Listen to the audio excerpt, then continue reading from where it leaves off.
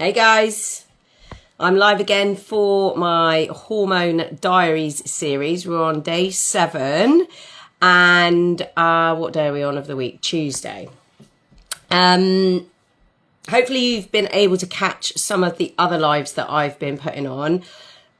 It might not be every day that I come on to do these because they're like for the couple of days before yesterday, there wasn't really any point because I kind of felt the same. So I didn't really want to come on and not give you any new information. So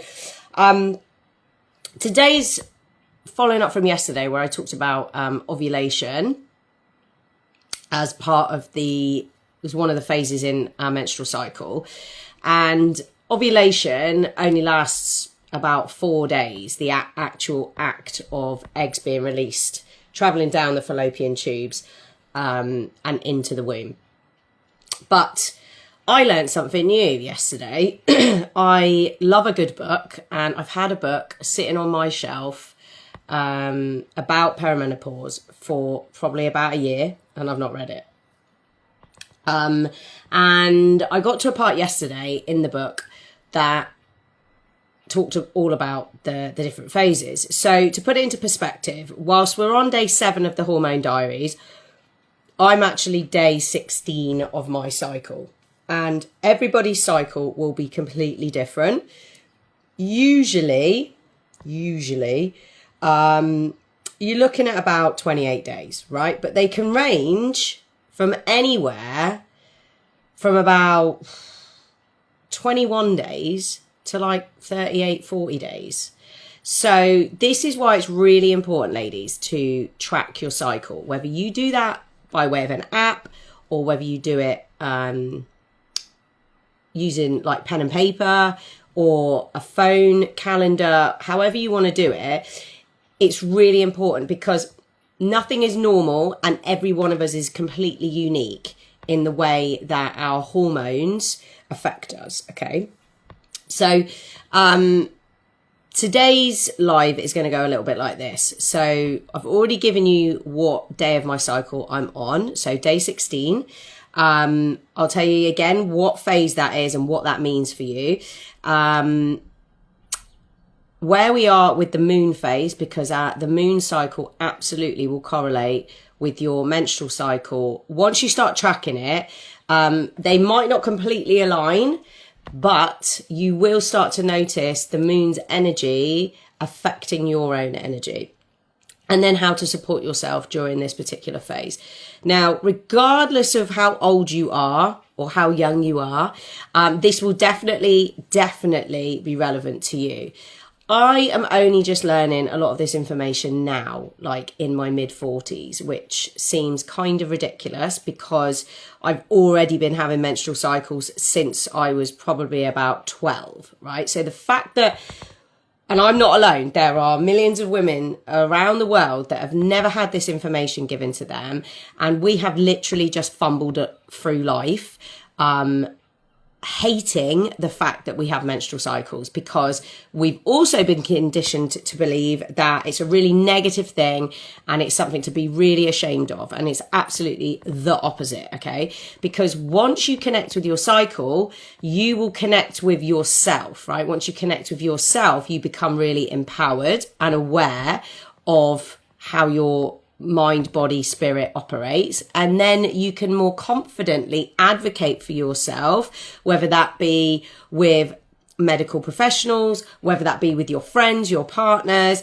You can set better boundaries for yourself. So all of this, whilst it might seem to you like she's talking about periods, how on earth is that how's that gonna affect my life, right? Whatever, I bleed once a month, so what? Why is knowing about my period gonna benefit my life? Well, I'll tell you lots of reasons. I've just given you a few.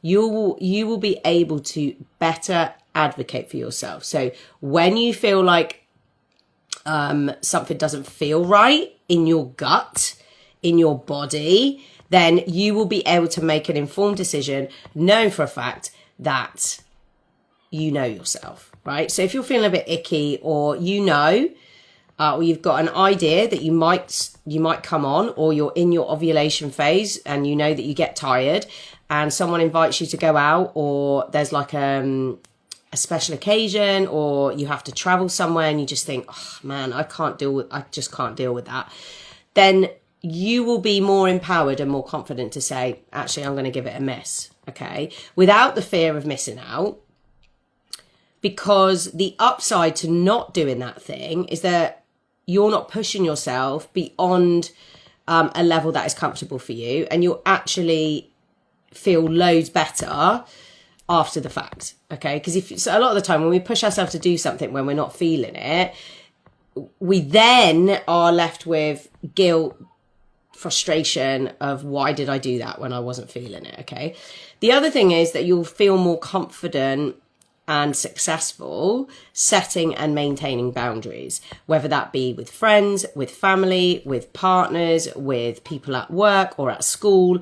It all matters, right? And genuinely, in the time that I've really been connecting with this stuff, I have seen massive changes in my own life because I'm more connected to myself, my cycle, right? So it really can happen that way, but you have to be intentional about it. You have to be mindful of what is going on. And the first thing you can do to start you on your journey is track your cycle. Or if you're not ready for that even, just listen to your body. Like everything it does and says, right, is a message to you. So every time you feel a little niggle in your shoulders or in your pelvis or in your knees, right, it's telling you something about your health.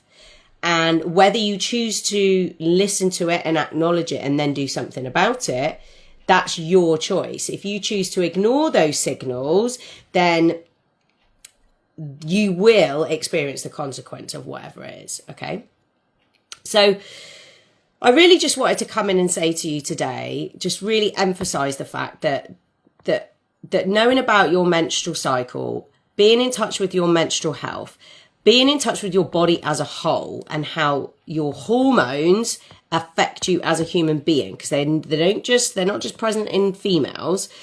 Every human being is full of hormones. It's how the body sends messages from the organs, the brain, the gut, the reproductive organs. Like hormones are responsible for that. So it's really important that we understand them and look after them.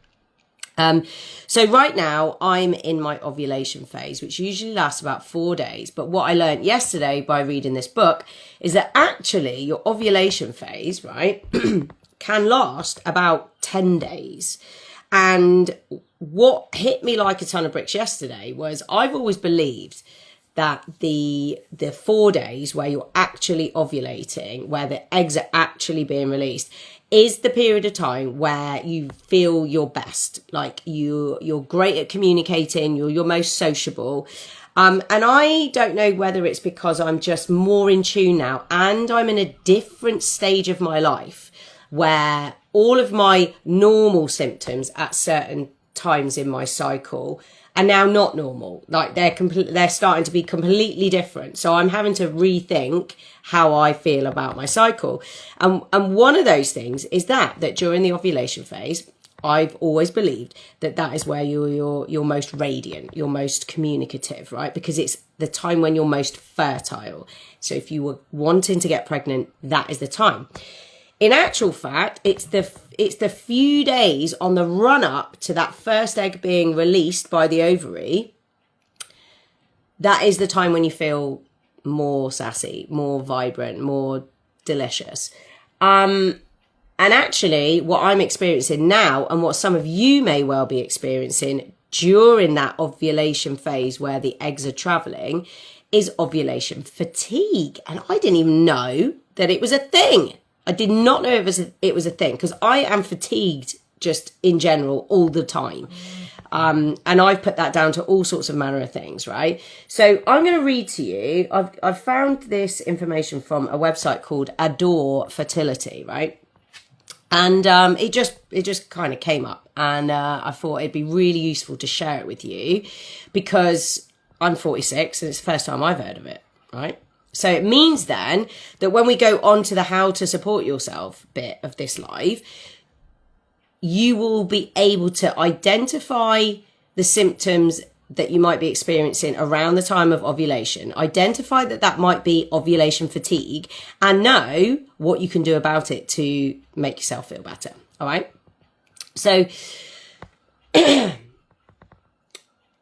so I'm reading directly off this website, right? Feeling tired during ovulation is because of hormone changes in your menstrual cycle, and that these changes can impact your energy levels, leading to feelings of fatigue. So to beat tiredness during the ovulation stage, do these things. Eat well. It's all the usual stuff. Eat well, drink enough water, exercise often, sleep enough, and handle stress.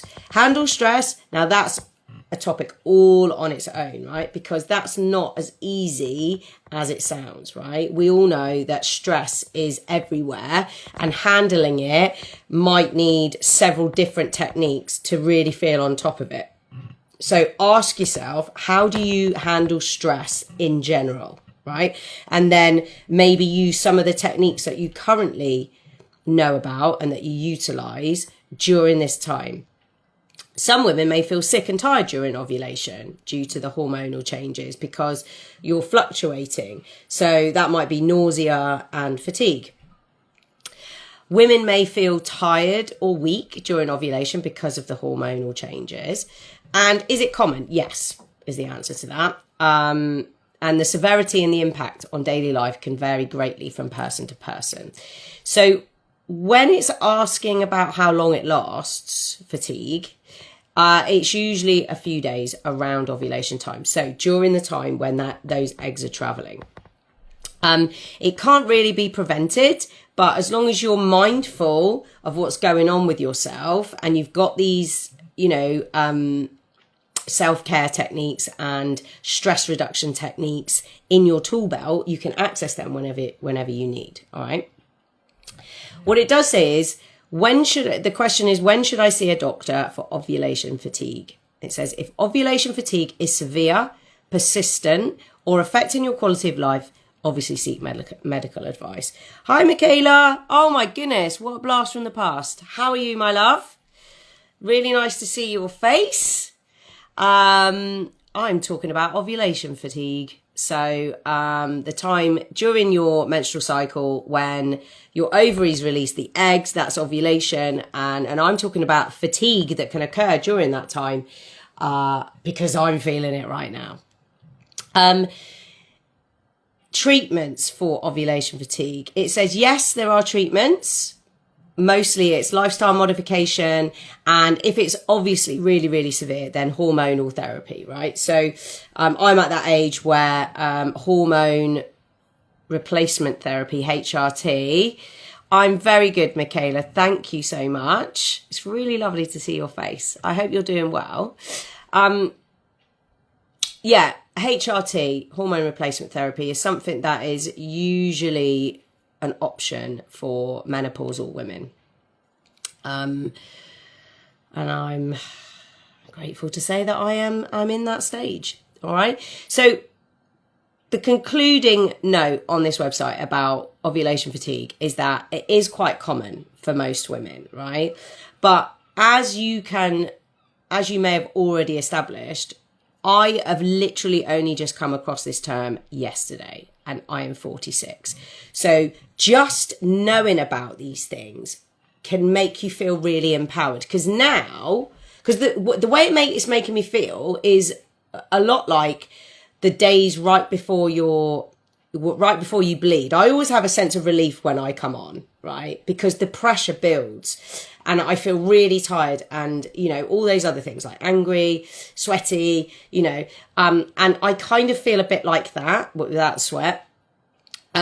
So knowing that I am now prone to feeling like this during ovulation means that I can try and adopt the same sort of supporting strategies that I use for myself during the pre-bleed phase, right? So those things for me are resting when I need to rest. That can mean anything from going to bed early to not spending as much time in front of the computer, because that can make me feel really tired, and actually I get information overload. I'm ADHD as well, so I'm very prone to holding on to a lot of information, and that in itself can cause me mental stress. All right, mental stress affects the body. So being aware of the fact that too much time in front of the computer or on my phone absorbing information is actually not good for me, right? And particularly during these times of my cycle, I'm more susceptible to it. I'm more sensitive to it. So self-care for me now will be rest.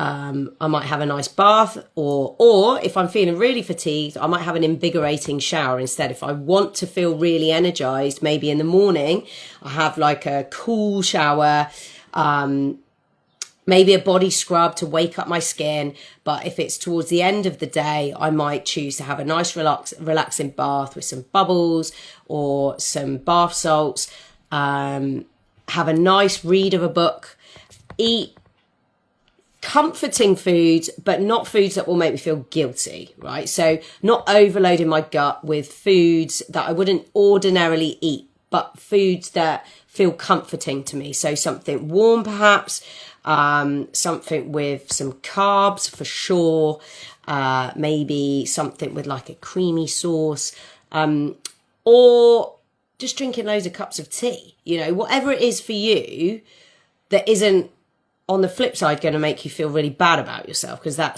there's no point in that.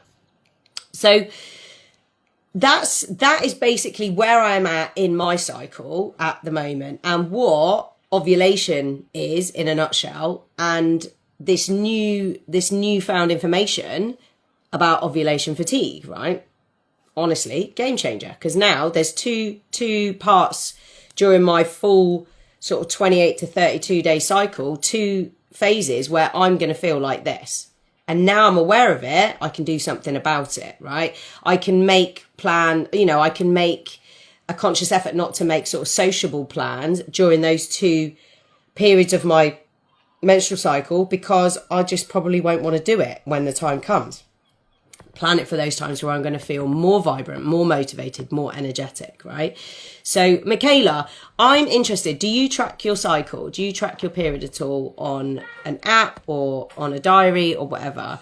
If not, there's loads out there, and I would encourage you to have a look and do one. Hi, I'm live. Just want to tell you this. Can you? No, because I'm live. Okay.